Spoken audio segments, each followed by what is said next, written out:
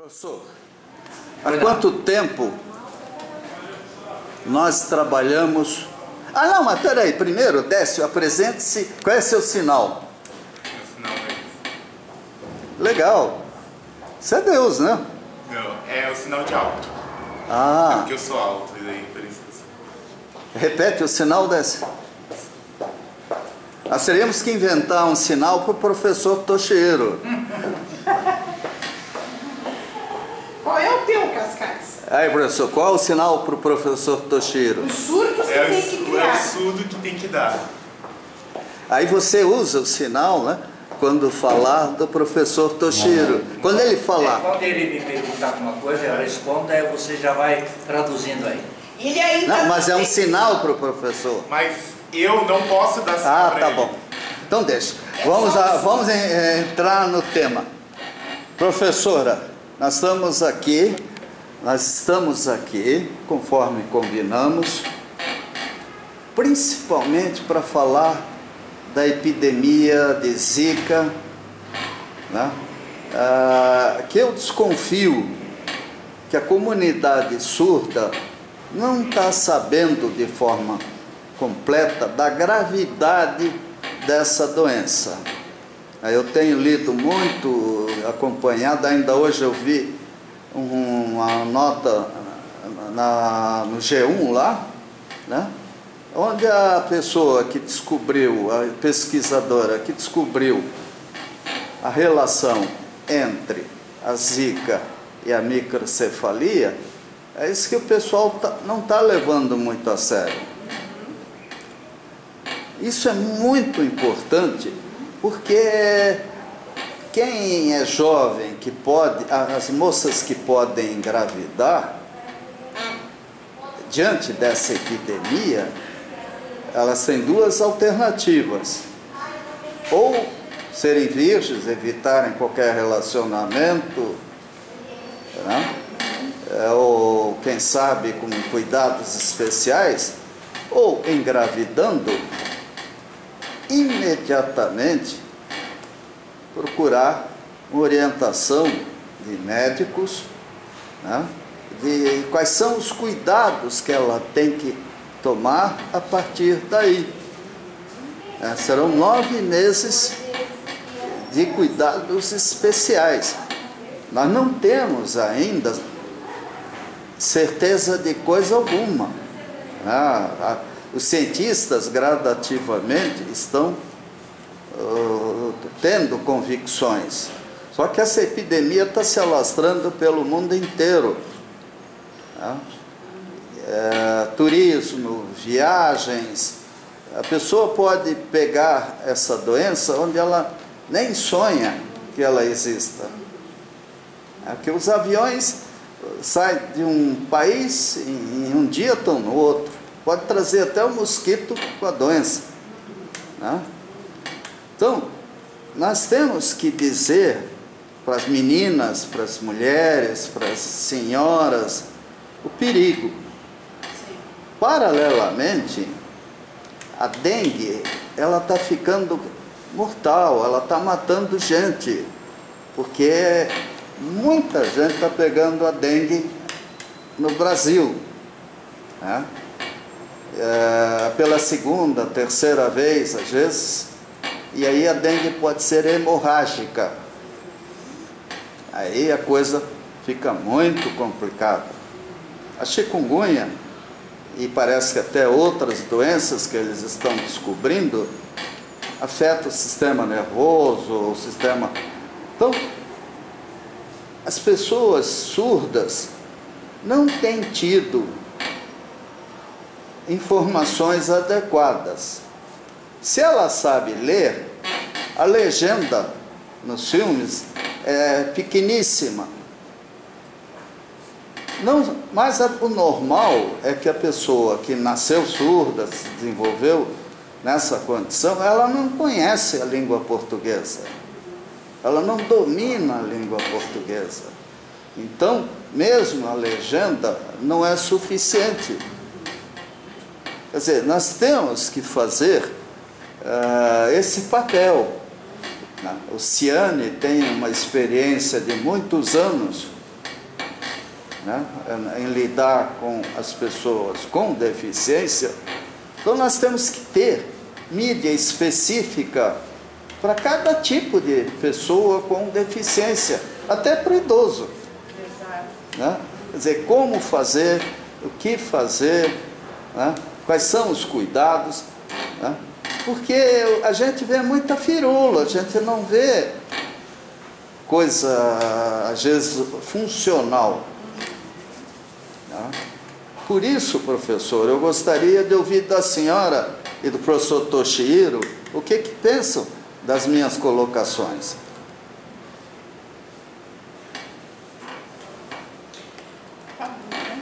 Dá para você sentar ali? Yes. Então, professora, estamos gravando. Claquete. Plac.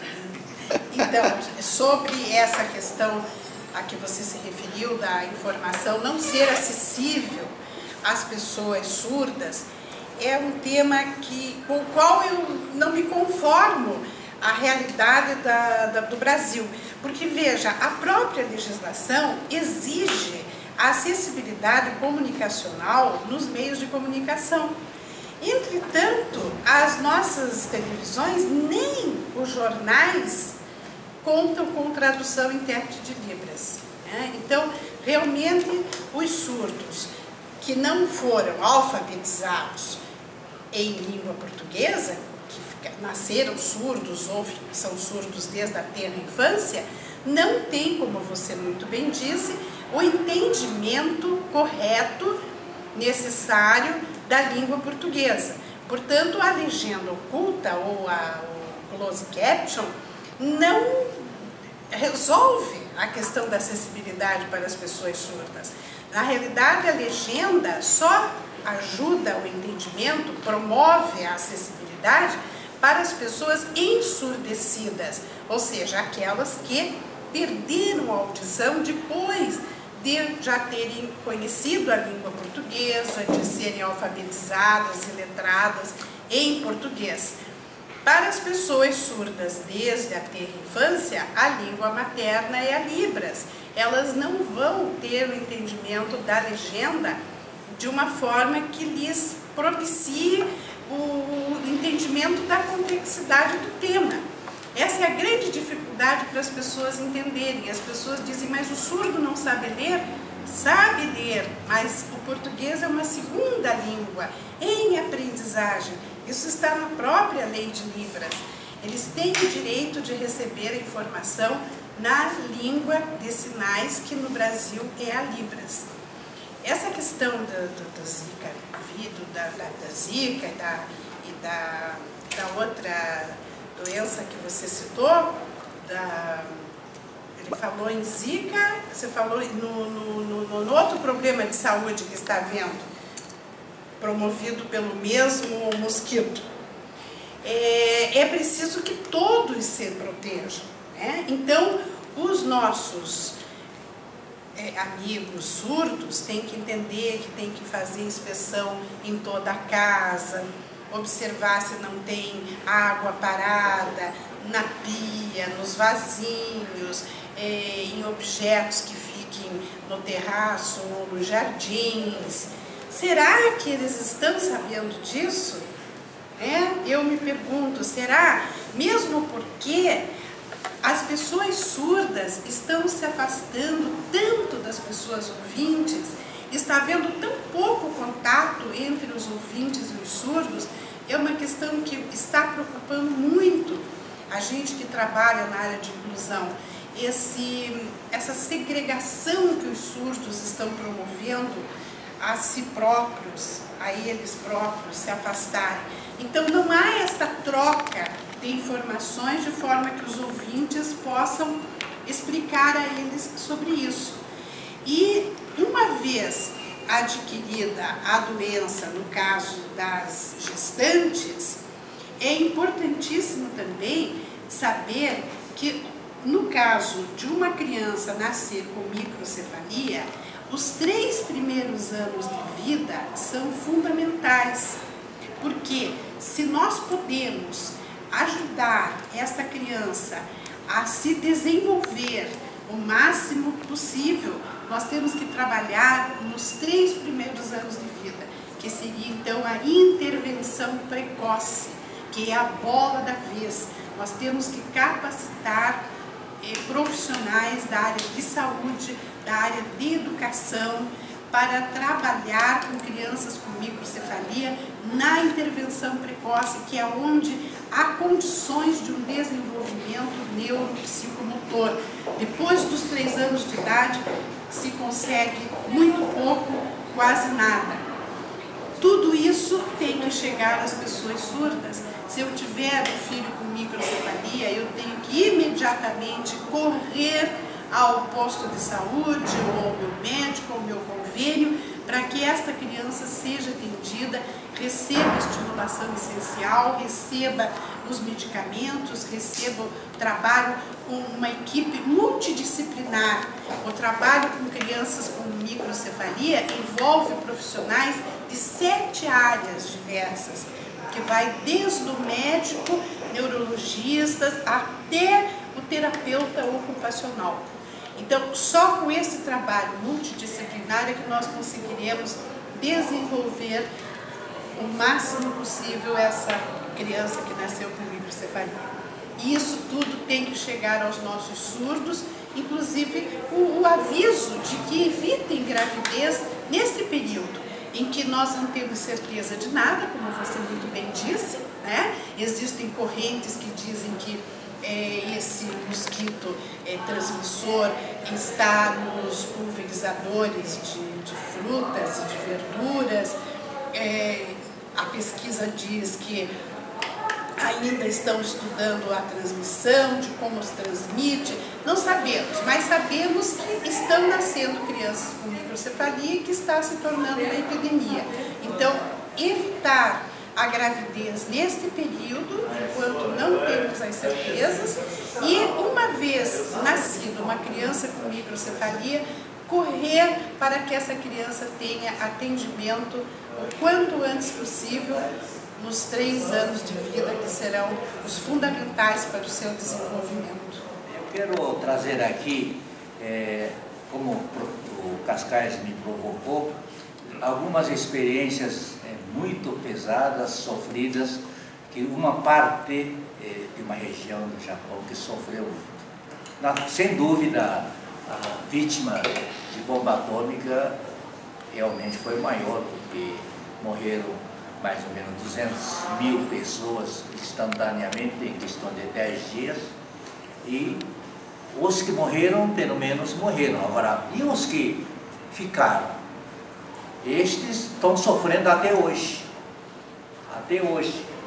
E aquela geração, mais quem era bem neném daquela época, já passou de 70 anos de idade, né?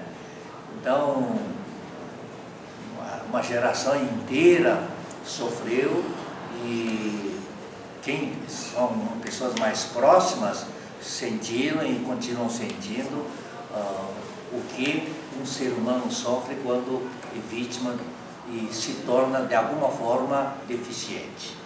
Outro exemplo aconteceu em Kumamoto, província de Kumamoto, no sul do Japão, em Kyushu.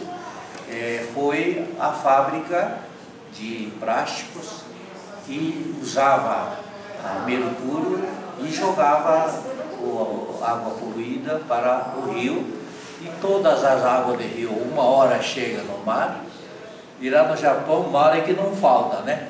O país inteiro é cercado de oceano, tem bastante peixe, e os pescadores, sem saber que o peixe tinha engolido mercúrio, pescava peixe, trazia, vendia, o povo também pagava para comprar esse peixe contaminado sem saber, e comiam. O que acontece? Isso se chama doença de Minamata. Minamata é o nome da cidade onde deságua aquele rio que traz o mercúrio que passou pela fábrica. E ali deságua para Bahia, e de Bahia para o oceano, na redondeza, e todos que comeram aqueles peixes, de uma forma ou outra, pegou essa doença. E no começo não sabia a causa, todo mundo sofria, ia para médico, fazia tipo de tratamento que o médico recomendava, mas o médico também não sabia exatamente o que era, então recomendava, faz isso, faz aquilo, etc. E depois de muito tempo que descobriu que aquele sintoma era de mercúrio. Muito bem. O que aconteceu com as pessoas vítimas, né, quem comeu peixe e pegou a doença? Se fosse moça, nenhum rapaz queria casar com essa moça. E se for moço, nenhuma moça queria vir para esse moço. Empresas, ninguém queria empregar quem tem essa doença. E as pessoas que tinham essa doença tinham vergonha de ser reconhecido. Então tinha que ficar escondido dentro de casa, se encontrava com alguém, nunca que dizia que era da cidade de Minamata, né? Não sempre mentindo que era de outra região, etc. Então vocês imaginem, coloquem na posição de cada uma dessas pessoas, o que passava na cabeça, que tipo de sofrimento tinha, até que, com muita luta, e eu conheço pessoalmente o Tetsuro Yoshimoto, homem que acabou com essa doença na cidade de Minamata. Pessoalmente, eu sou amigo dele. Isto por graças à JICA do Japão e à Unesco. Então, quando em 2009, uma equipe da JICA e da Unesco estiveram aqui em Curitiba e eu fui designado ou escolhido para ser intérprete através da JICA.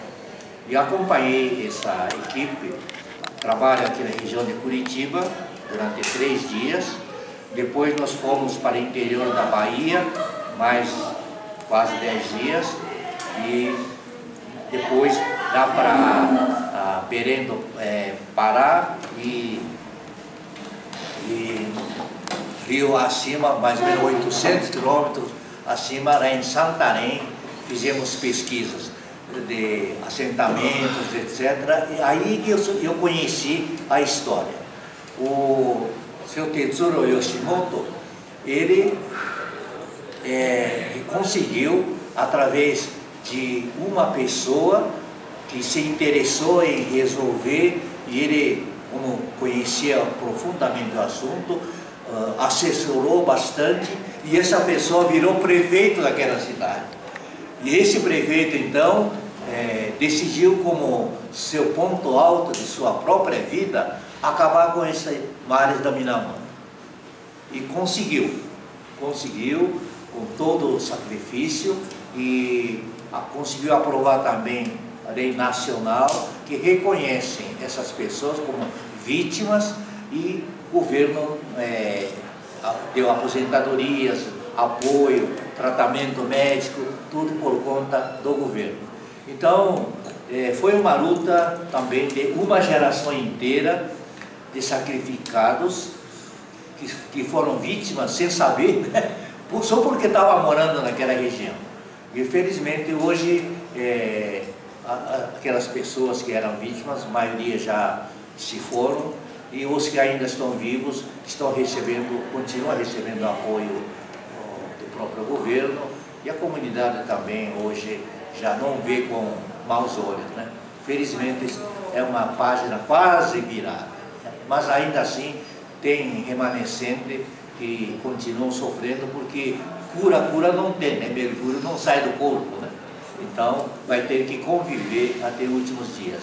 Isso significa que aqui na face da Terra, em cada momento histórico, sempre surgem algum tipo de vítimas por causa de doença, por causa de ações erradas. Agora mesmo, né, em estado de Minas Gerais, né, a barragem que rompeu, e aquilo já transportou tantos metais pesados, etc., que vai fazer com que nos próximos 100 anos por aí, certamente que vai aparecer porção de vítimas que vão sofrer ainda, né?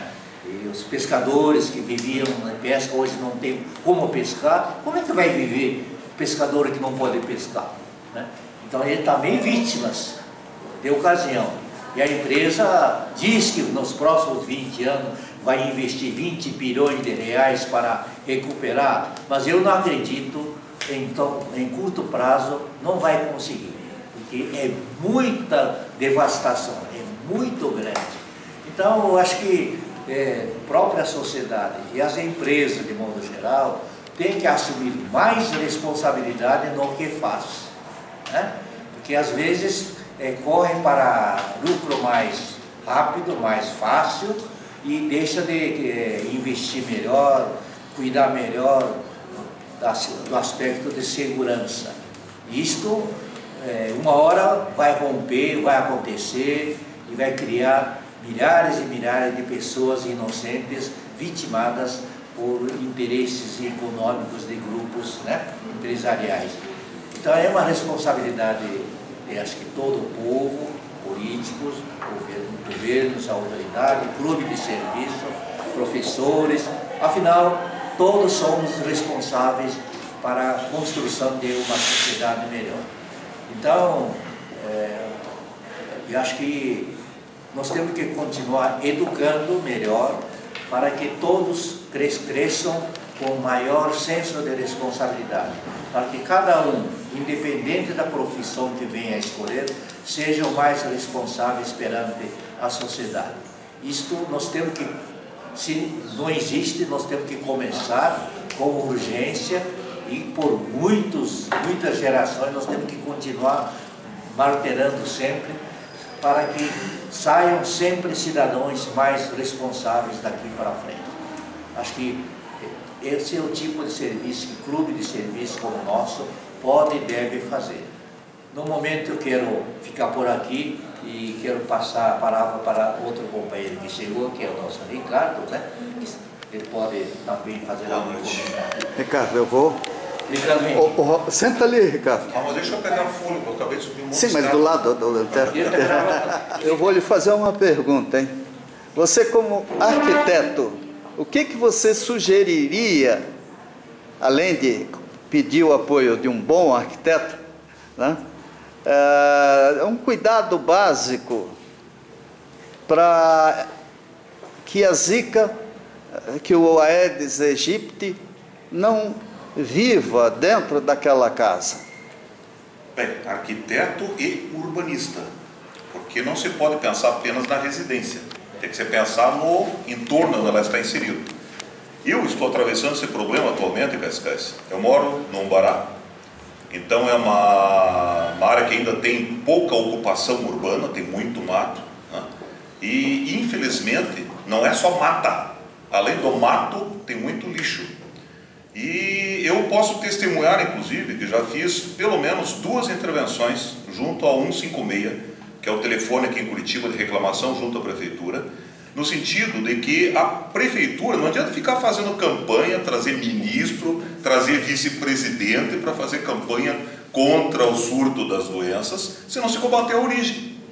Porque qual é o maior problema do surto tanto da chikungunya, da zika, da dengue e de outros problemas? São os vetores. Esses vetores, inclusive agora, para o nosso espanto, acabaram de descobrir que não é só apenas o Aedes aegypti. A muriçoca, que é o nosso mosquitinho caseiro, também pode transmitir. Também pode transmitir. Fora os ratos, né? Ratos, baratas, formigas. Por incrível que pareça, a formiga, apesar de ser um bichinho que eu admiro pela força da comunidade que eles têm, pela organização da comunidade deles, tem a operária, tem a rainha, tem os soldados, mas infelizmente ela anda no lixo, e andando no lixo ela vai carregar também bactérias nocivas. Ela não vai fazer apenas o trabalhinho dela, ela vai trazer para dentro das nossas casas, vai trazer também os vetores das doenças que estão aí infestando o Brasil. Eu até uma época, até numa dos meus acidentes, né, eu estava internado no hospital evangélico em Curitiba, e de repente, para o meu espanto, quando eu vejo no equipo do soro que estava administrando o soro na minha veia, estava andando formiga. Estava vindo do chão, subia pela haste, andava pela bolsa e descia do cano e descia em mim. E você comendo? E eu com o negócio ali na veia, né, com a agulha exposta. Então, acho que falta muito, primeiro, da consciência da sociedade em geral, né? Não adianta a gente ficar só cobrando dos órgãos públicos, cobrando das políticas públicas. Eu acho que cada um tem que fazer a sua parte.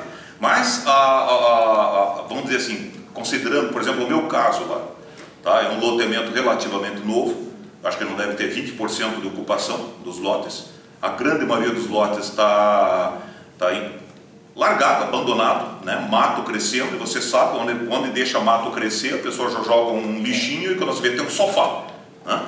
Então a prefeitura tem que fazer a parte dela, eu, o vizinho da frente, o outro vizinho da esquina, até tentamos fazer a nossa parte e a dos outros, tá? Só que eu não conheço nem quem é o dono dos 3 terrenos do meu lado direito, do outro terreno do meu lado esquerdo, eu não sei quem são os donos. Aí escrevi para um 56 e depois ainda confirmei por telefone, solicitando uma intervenção da prefeitura, porque a prefeitura tem o cadastro técnico. Tendo o cadastro técnico, eles sabem quem é o proprietário, sabem como chegar no proprietário e notificá-lo, tá? E fora isso, além de tudo, como é um bairro que foi feito numa região que tem muitas nascentes, tem muitos córregos, tem grandes áreas públicas, tá? O próprio Lago Azul, que fica atrás do meu loteamento, ele é alimentado por um rio que passa na frente, dentro do meu loteamento. E este rio, além de estar contaminado de esgoto, né? Então aquele Lago Azul, na verdade o azul não é muito azul, é meio amarronzado, né?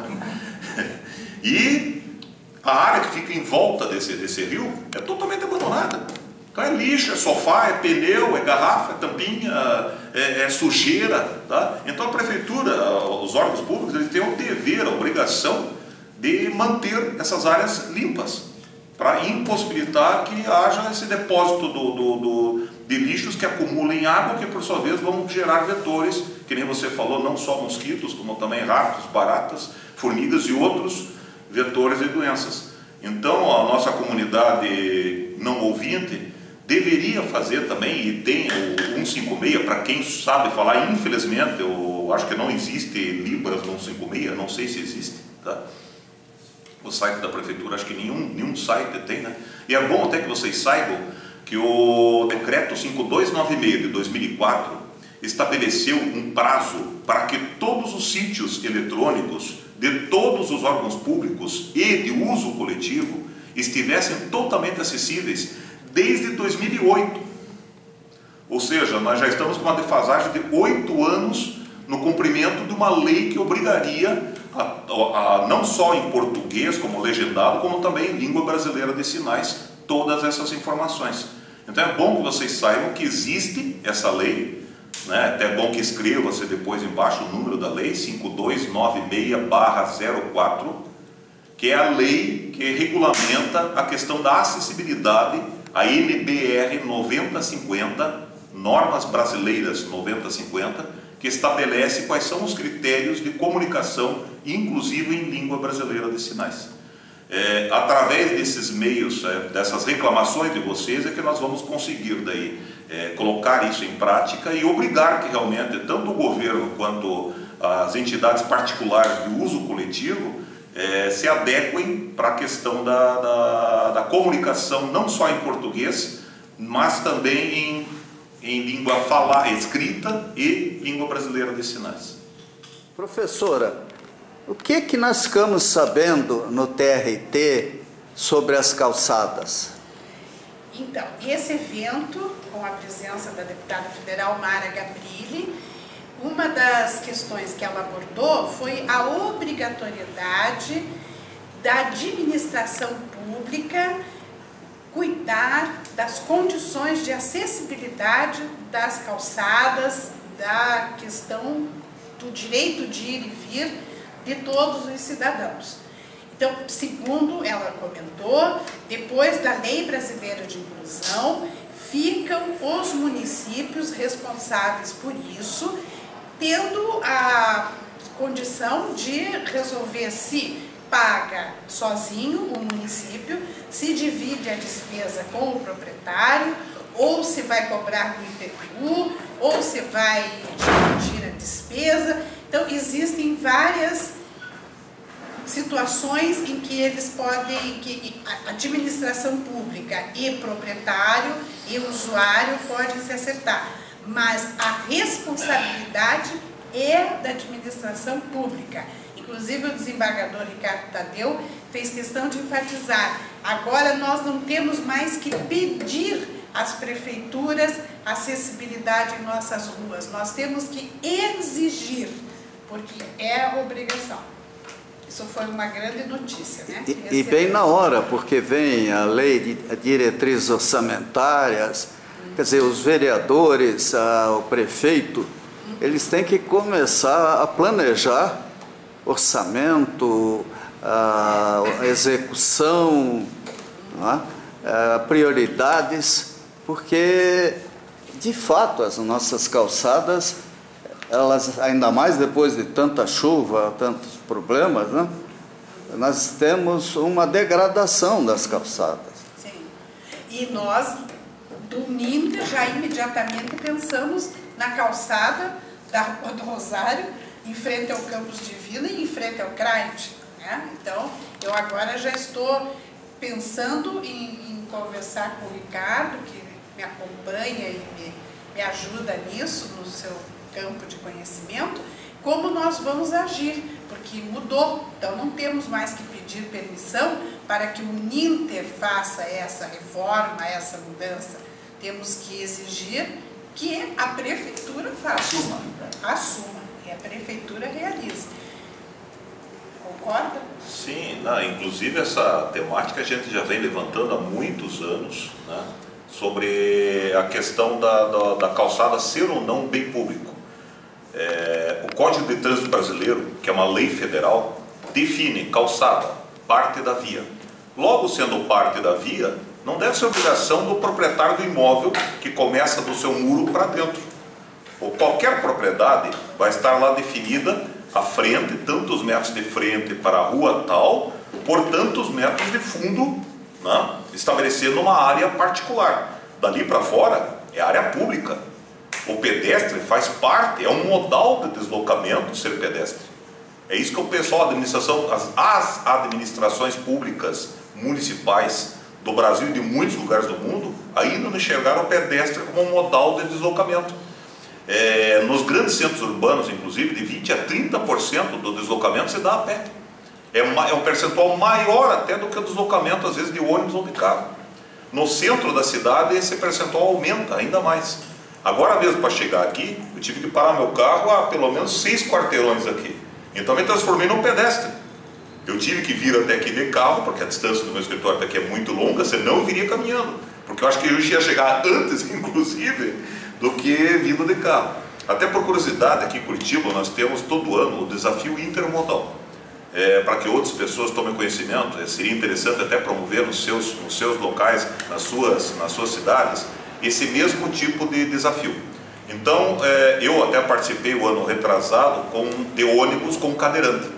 Então você estabelece aqui em Curitiba, por exemplo, saímos do Centro Politécnico, que é um bairro distante, afastado de Curitiba, dá uns 6, 7 quilômetros do centro da cidade, e você tem que vir, passar pela escola Cefet, a UTF-PR, a Universidade Tecnológica Federal do Paraná, e depois terminava na Praça Santos Andrade, que é a região central de Curitiba, onde tem o calçadão da Rua 1590. Em todos os anos, o campeão de chegar em primeiro lugar sempre foi a bicicleta. Esse ano, agora passado, inclusive, competiu a bicicleta motorizada, elétrica, junto.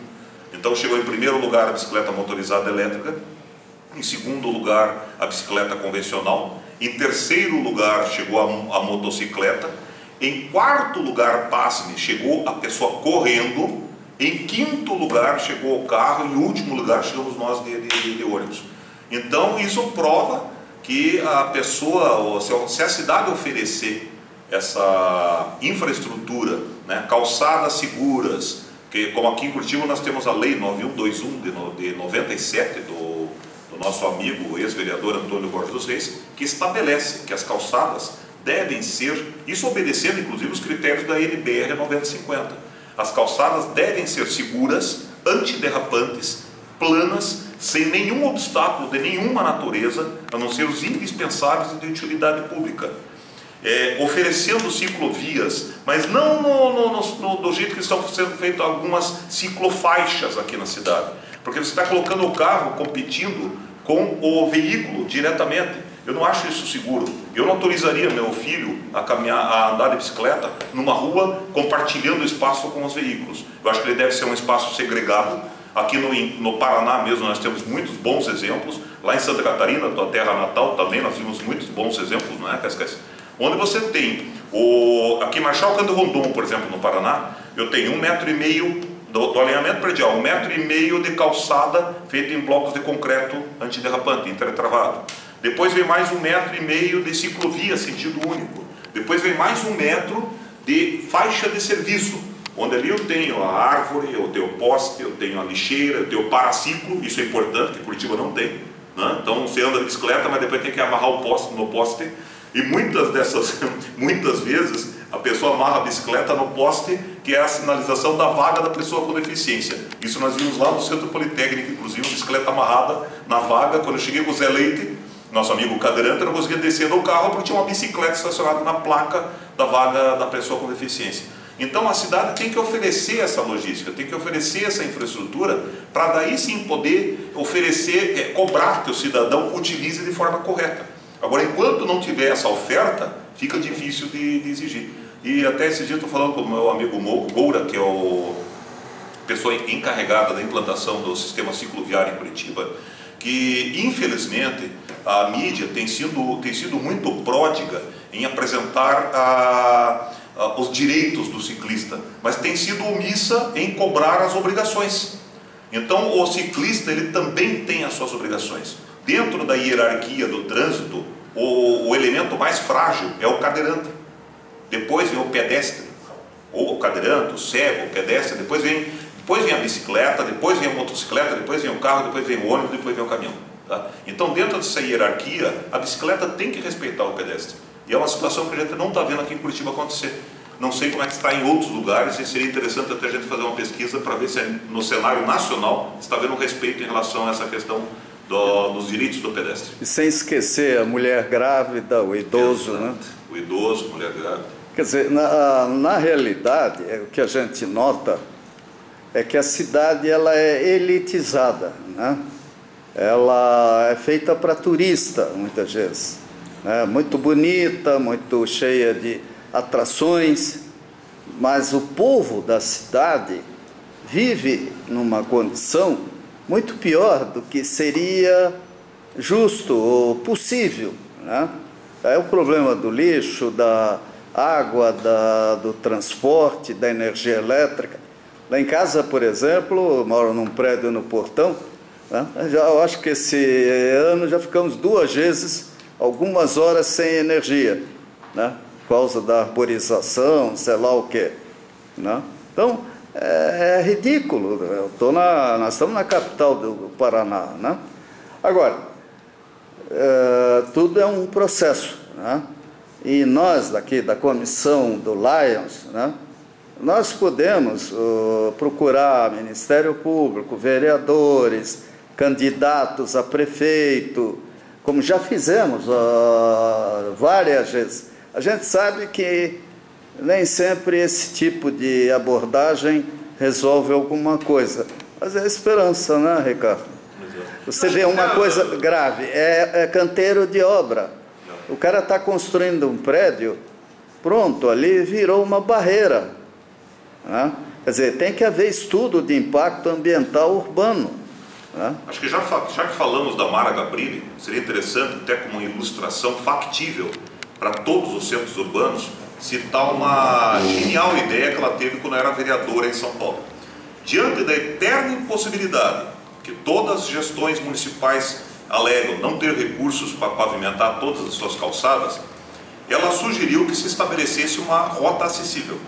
Então ela pegou o centro de São Paulo e imediações, né, a parte mais movimentada de São Paulo, e estabeleceu uma rota ligando os principais terminais, os principais hospitais, os centros culturais, as universidades, as escolas, e interligou esses pontos. Lá em São Paulo deu um total de 600 quilômetros.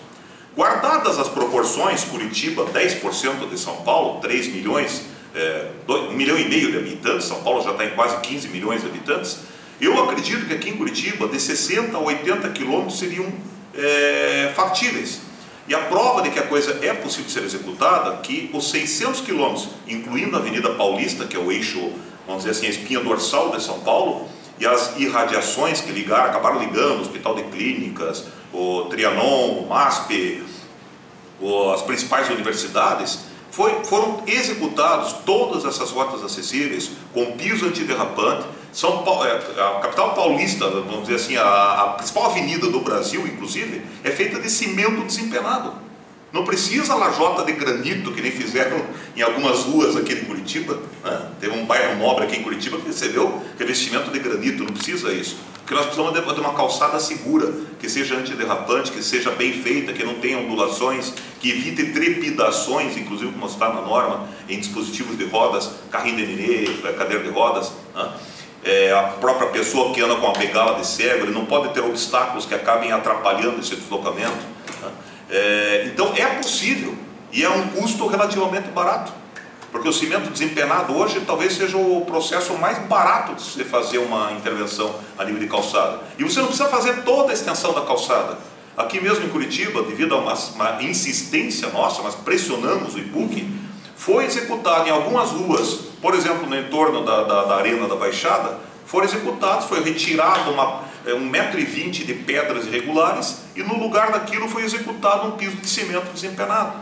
Então, sabe, não é necessário fazer intervenção, e o próprio cimento desempenado, ele já funciona como um piso direcional, porque a pessoa que tem a deficiência visual, ele vai identificar através do próprio barulho da bengala e através do próprio pisar, do podotátil, ele vai identificar o que é pedra irregular, o que é piso plano. Então, tendo o piso de cimento desempenado, já serve inclusive até de guia para que a pessoa com deficiência visual possa se deslocar com segurança. Claro que toda vez que for se aproximar de um cruzamento que vai ter uma guia rebaixada, vai ter que ter a sinalização tátil de alerta.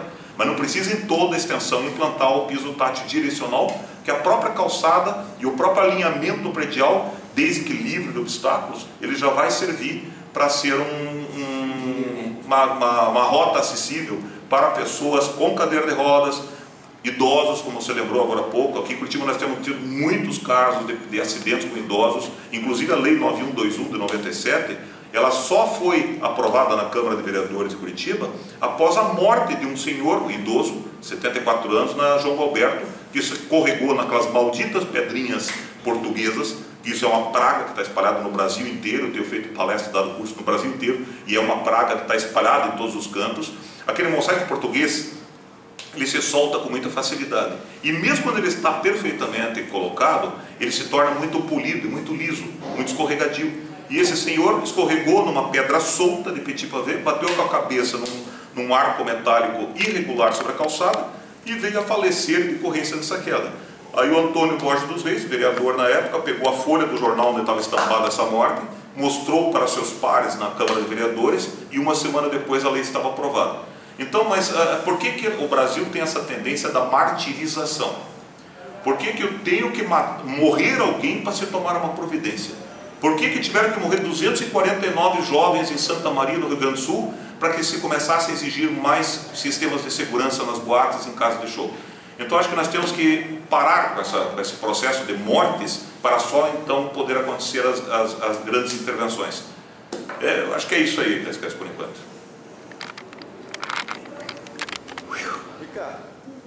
Você está lidando com a pastoral do idoso, assim como nós visitamos lá no Pilarzinho um asilo para pessoas lá é um centro com deficiência grave, né? Então, o que você propõe? O que você está fazendo? Bem, um dado muito importante para começar essa nossa conversa, que até fiquei sabendo esse final de semana pela irmã Terezinha, que é coordenadora nacional da pastoral da pessoa idosa, agora inclusive, Cascais, se me permite até, nós estamos, não é uma questão de semântica, é uma questão realmente de respeito às definições, né? Assim como a gente não pode mais tratar pessoa aleijada, pessoa com necessidades especiais, pessoas portadoras, o correto internacionalmente, isso depois inclusive o Brasil inclusive é signatário da Convenção Internacional sobre os Direitos da Pessoa com Deficiência. E por uma questão até de respeito ao gênero, estabeleceu-se que não é mais idoso, é a pessoa idosa. Então, a pastoral nacional da pessoa idosa. A importância disso se dá ao fato de que até estão me acusando de estar trabalhando em causa própria. Eu já estou com meus 57 anos e meio, né? Então daqui a mais 2 anos e meio eu vou estar com a minha credencial do idoso, e se Deus quiser, até o nosso jovem aqui do lado ficará idoso. Quem tiver sorte de sobreviver, né? Eu sobrevivi já a vários acidentes, eu trabalho milito nessa causa da acessibilidade até em consequência de um acidente gravíssimo de moto. Até aproveito já o ensejo para alertar: o Ministério da Saúde não adverte, mas moto faz mal à saúde. Eu tenho 45 fraturas na minha perna esquerda, quebrei clavícula, costela, escápula, então eu escapei, tá? Estou envelhecendo, e devido até ao agravamento por conta dessas fraturas, eu já sinto uma dificuldade muito grande em caminhar nas calçadas de Curitiba. Qualquer pequena irregularidade meu joelho já começa a inchar, já começa a ter uma dificuldade no caminhar. Eu acho que todos nós, as mulheres principalmente, tem uma dificuldade enorme de andar de salto. Não sei como é que vocês conseguem sobreviver andando essas ruas com aquelas plataformas desse tamanho, né? Com aqueles saltos, agulha desse tamanho.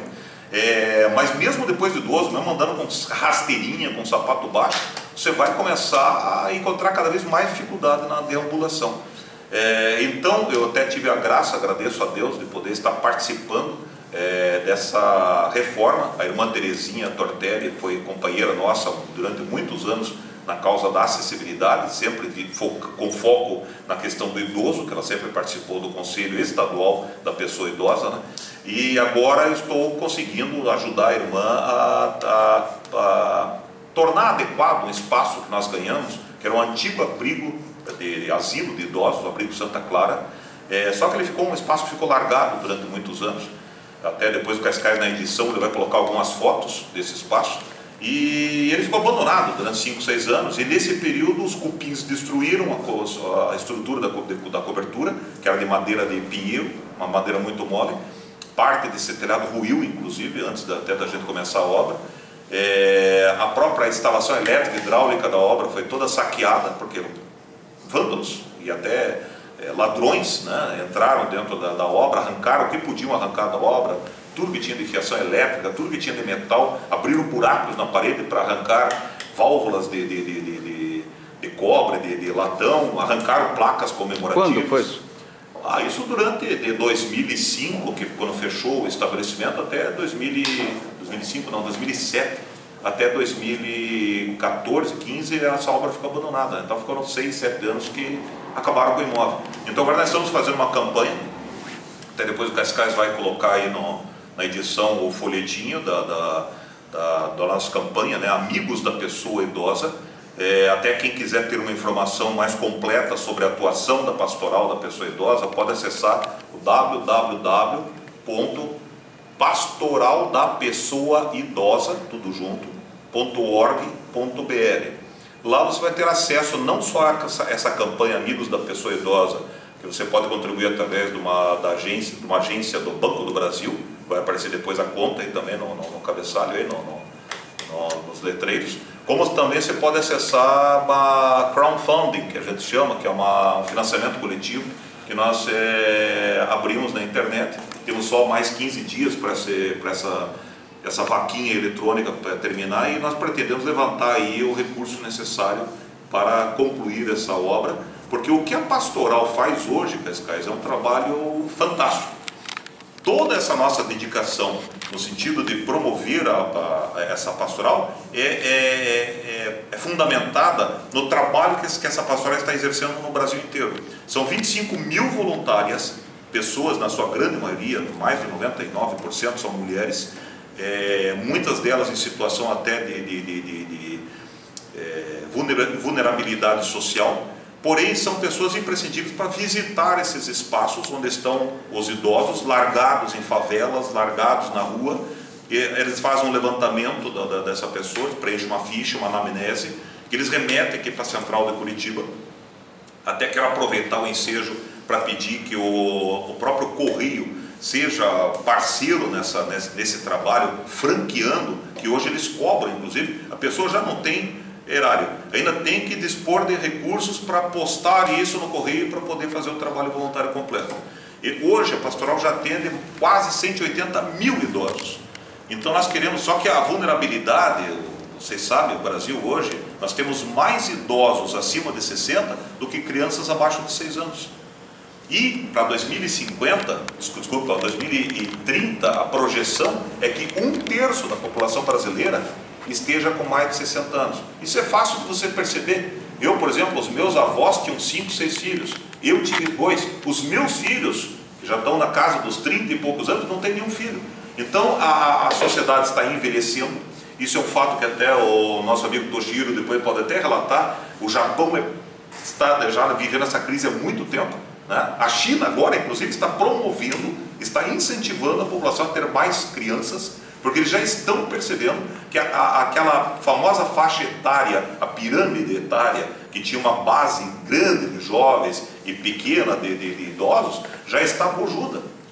Tem mais idosos hoje do que jovens. E daqui a pouco vai ficar uma pirâmide invertida. Nós vamos ter uma faixa gigantesca de pessoas acima de 60 anos e sem uma base de sustentação. Qual é a lógica que aconteça com essa sociedade? Ela não vai mais ter equilíbrio. Então nós precisamos urgentemente fazer esse trabalho, ajudando a pastoral da pessoa idosa, que hoje faz o trabalho que o Estado deveria estar fazendo. Tem cenas lá, tem vídeos lá, inclusive fortíssimos, um vídeo que até me emocionou quando eu vi, de 2 senhoras, já na sua casa dos seus 50 e poucos anos, descendo uma ribanceira, na beira de um rio, no meio de ratos e cachorros sarmentos, um casal de idosos morando embaixo de uma lona, já nessa faixa de 70 e poucos anos. E eles vão até lá embaixo, veem a situação desse idoso, encaminham para os programas sociais quando necessário, encaminham para os programas hospitalares quando necessário. Então eles estão fazendo esse diagnóstico, essa leitura e ajudando essa população idosa a ter acesso aos seus direitos, às suas necessidades. Então peço encarecidamente que nos ajudem a divulgar esse trabalho da pastoral da pessoa idosa, que nos ajudem a concluir os trabalhos necessários para que a pastoral, que hoje está de uma forma muito provisória, tá? Uma sala, talvez, um espaço, talvez 2 ou 3 vezes o espaço dessa sala, atendendo 180 mil pessoas no Brasil inteiro. Então nós precisamos urgentemente ajudar a viabilizar essa reforma e cada vez mais divulgar o trabalho, e quem sabe, num curto espaço de tempo, nós possamos ter outras sedes em outros pontos do Brasil. Hoje, por exemplo, em alguns lugares da Amazônia, tem espaços lá que o pessoal tem que se deslocar 2, 3 dias de viagem por rios para fazer esse levantamento.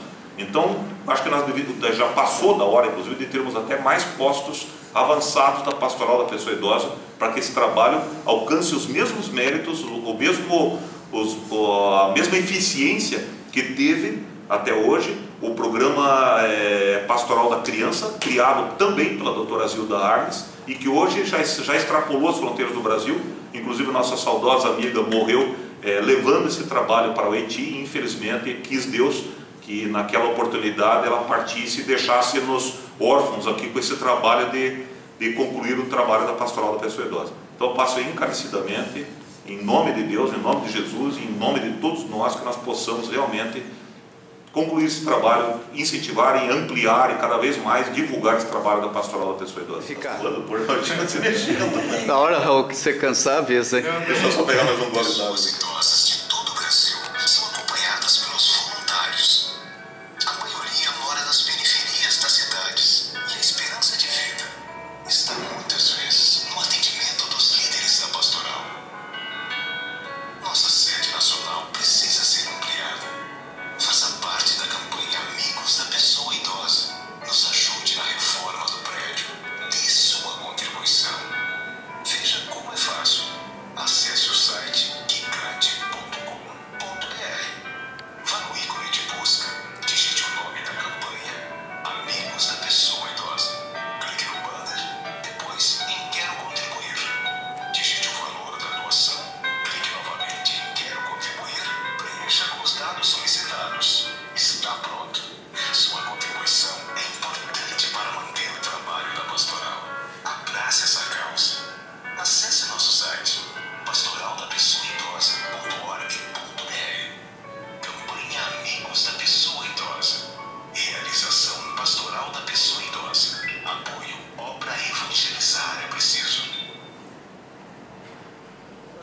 Eu gostei de ver. Qual o convite, professora? Eu quero fazer um convite a todos para um evento muito importante que nós vamos ter no dia 24 de março, no nosso auditório do Garcês, com início às 19 horas, com a presença de palestrantes da maior importância. O nome do evento é Discursos, Inclusão de Pessoas com Deficiência Visual. Os palestrantes serão desembargador Ricardo Tadeu Marques da Fonseca, doutor em Direito, primeiro juiz cego do Brasil, autor de vários livros, o professor doutor Paulo Ricardo Ross, doutor em Educação Especial pela USP, e o professor Enio Rosa, mestre em Educação pela Universidade de Cascavel, presidente do Instituto Paranaense dos Cegos, IPC. Os três abordarão temas relacionados à tecnologia assistiva voltada para a deficiência visual. A partir das 18 horas, nós já estaremos recebendo os convidados para credenciamento e antes das 19 horas, às 18h30, serviremos um café de boas-vindas para iniciarmos o evento às 19 horas. E deixaremos um tempo no final para debate e para perguntas. Você pode também fazer a sua inscrição no site do Uninter, www.uninter.com. E o importante também deste evento é que ele será transmitido para todo o mundo pela rádio Mundo Cegal, que é uma tecnologia que o nosso amigo Deon Diniz domina, e com o equipamento do Diniz, da Comissão de Acessibilidade do Tribunal Regional do Trabalho, 9ª Região, ele vai trazer para o nosso evento, porque nós já recebemos e-mails até de Portugal solicitando a audição dessas palestras. Então, reunir no mesmo evento 3 grandes nomes, 3 pessoas cegas, desembargador Ricardo Tadeu, Paulo Rosa e professor Enio, é uma vitória que a gente realmente não pode perder. Nós temos que estar lá para assistir. Então, todos convidados, dia 24 de março, no auditório do Campus Garcês, ali na Boca Maldita, Avenida Luiz Xavier, esquina com Rua Voluntários da Pátria. A gente espera por vocês. Vai ter intérprete Libras? Sim, com certeza. Todos os nossos eventos têm intérprete de Libras. Até é decreto do MEC isso. É uma chance da pessoa com deficiência auditiva colocar o problema que ele sofre também, né? E porque nós temos também os surdos cegos, né? Que eles estão em número cada vez maior. Então, agora a gente tem intérpretes de Libras que trabalham também com a surdo-cegueira. Então, ele tem que fazer a Libras tátil, né, para o surdo-cego. Nós temos o Carlos Eduardo, que foi aluno nosso, que é um surdo-cego. Temos a Rosani Suzinha, aqui em Curitiba. Então, temos que trabalhar também com os surdos-cegos. Aí é um processo bem complexo, digamos assim, né? Que tem que ter o intérprete que fica com o surdo-cego e tem que ter o intérprete que é o espelho, né? Digamos assim, para que o intérprete que está aqui no tátil consiga interpretar. São 2 intérpretes trabalhando junto para uma pessoa. Muito obrigado. Você foi fantástico. Você nos ajudou muito, né? E nós da Comissão de Acessibilidade do Lions rezamos, imploramos para que não nos esqueça e volte sempre que puder. Tá? Muito obrigado, Raul.